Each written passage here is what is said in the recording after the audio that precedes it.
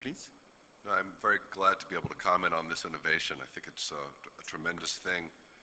For a number of years, I've taken a lot of interest in innovations that can break down the economic and social divide between the world's haves and have-nots. And one thing that has become abundantly clear is that the, the technologies that work for middle-class people in the United States and Western Europe and in Mumbai are not going to be the technologies that make that breakthrough to the rest of the people. And the technology and the way it's approached has to be adapted and to make it affordable and usable. Now, I think one of the cool things about HP Labs is they put the lab here with the specific idea that it would work on innovations that could bridge this gap, that could identify the needs in the country and address it very directly. And this project was done, I think, just by 3 software scientists. So this is highly leveraged. So 3 software scientists did the work that might address a market of 1.5 billion, and I think that's a pretty good ratio. I wanted just to mention along these lines, this project is coming along. I came in contact a couple years ago with another HP project called the Village Photographer that they were doing in Tamil Nadu, and it just shows you how transformative these technologies could be. What they did is they outfitted women in villages with cameras, small printers, and also with photo battery chargers,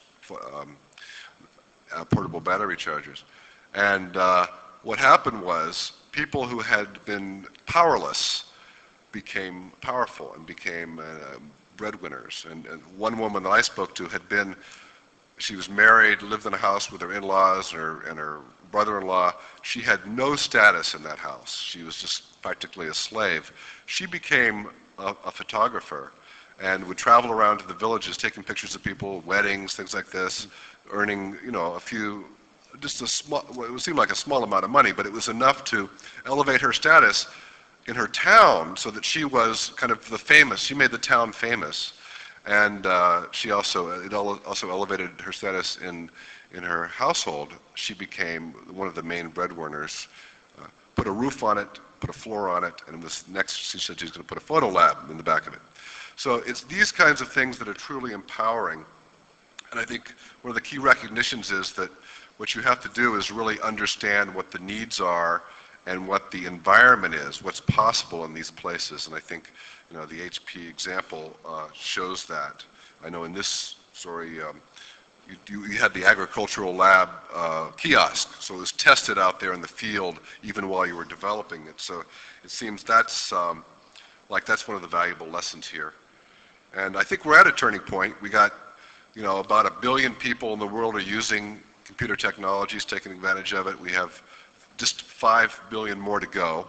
So, you know, there's quite a way to go, but I think efforts like this could be the things that really make computing power ubiquitous and really spread economic opportunity to all the corners of the earth. So I commend you for what you're doing.